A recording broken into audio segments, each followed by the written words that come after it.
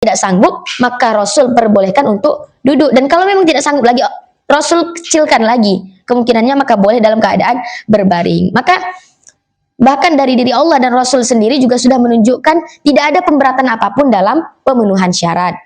Maka karena itu tidak ada pemberatan masalah apapun juga untuk para pemerintah dalam menyelesaikan masalah pemerintahan.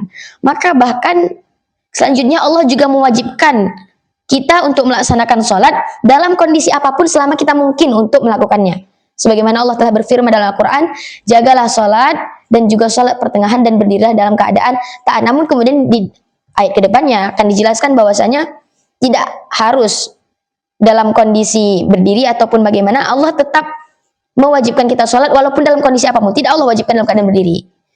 Pada makro di depannya. Wallahu a'lam bishawab. Sekian dari saya. Assalamualaikum warahmatullahi wabarakatuh.